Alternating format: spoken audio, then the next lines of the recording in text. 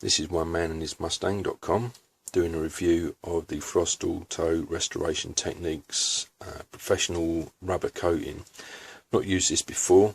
I've got a can of it now, so I'm going to be spraying my chrome rear bumper of my 66 Mustang, and we're going to see what it actually comes out like. The nozzle looks more like one of the better quality ones I've actually seen, but I've not tried it yet, so we'll see. This is the chrome bumper that I intend to spray. It's nicely polished and it's dust free, grease free, everything else free that I can possibly think of. It's been stored in the garage in the plastic wrapping up until now, so what I intend to do is coat it to make sure that it doesn't get any rust.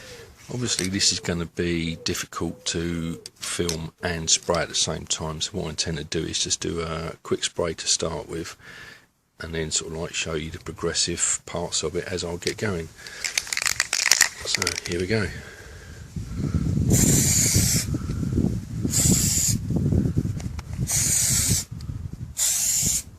That's the first spray done.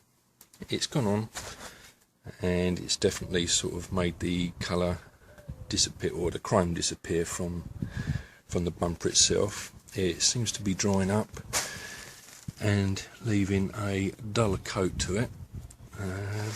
We'll see what happens next. The next coat, that's the second coat gone on, and it's definitely getting darker.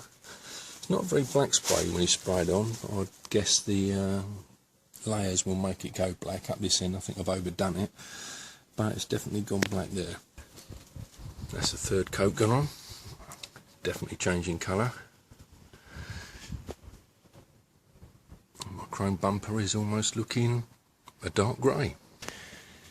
This has now had 5 coats, sprayed thinly as recommended on each passing, and it's dried back a really nice smooth black coating. Quite impressed with that. Right, to the touch you've got that very slight drag of a rubber filled, rubber coated piece of tool like a hammer or something similar, or a screwdriver, and it's actually very smooth. There's no lumps and bumps that have appeared. Everything seems to be layered very nicely. On the more vertical edges there's no drips, there's no sagging, it's just sprayed on and it's stayed there. So I'm quite pleased with that. On the inside of the bumper is yet to be treated obviously, but nothing's come through on the holes. There's no drip marks, there's nothing that's going to give me cause for concern to run onto anything else that it shouldn't be running onto.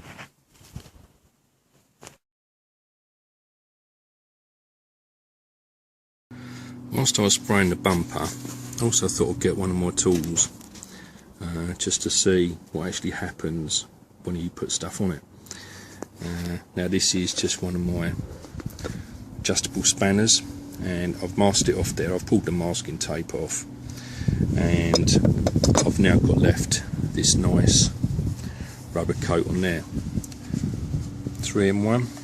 We've seen what happens when you put WD-40 on it, what happens when you put oil on it. So there's the oil. Now that is just rubbing on, nothing's coming off on the finger. Got some more white stuff, or white rag, giving that a rub.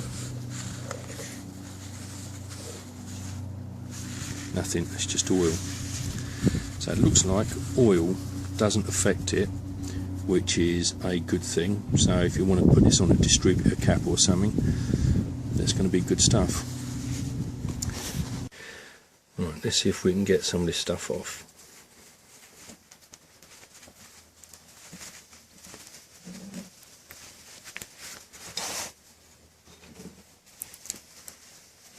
As you can see, it's coming off quite well.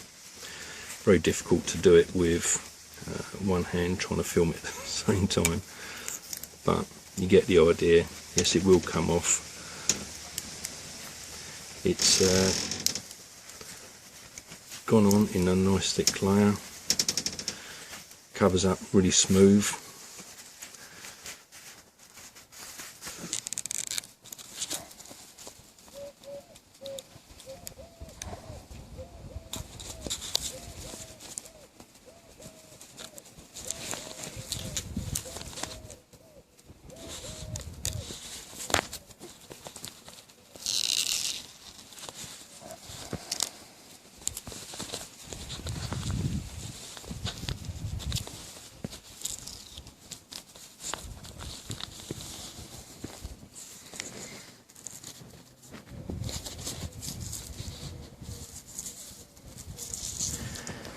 Okay, it's time to play. Right, what I've got here is some of the leftover from where I actually sprayed the bumper, and this is just sitting on a plastic tray. So what I've got in my hand here is good old WD-40, and if you think that you can't get this stuff off, you can either peel it off if you've got enough on there, or something I just tried earlier, which is this bit here. It's come up nice and clean, is spray a bit of WD-40 on it. Just take an ordinary tissue, I'm trying to do this one-handed. The tissue will actually break down the layer that you've got sprayed on. And there you go. It's all on the tissue. Now if you find it still is slightly sticky, which in this case it's not, that's just the oily film that the WD-40 is left on the plastic. So if you're worried about this stuff, the WD-40 will take it straight off. Right, what we've got here is the other tray that I used to prop the bumper up while I actually sprayed it with the wrap. Now I've put some frost primer on here, as you can see it's dried. I've had a little play just a little bit here earlier, and I thought, well, I think I need to show you this.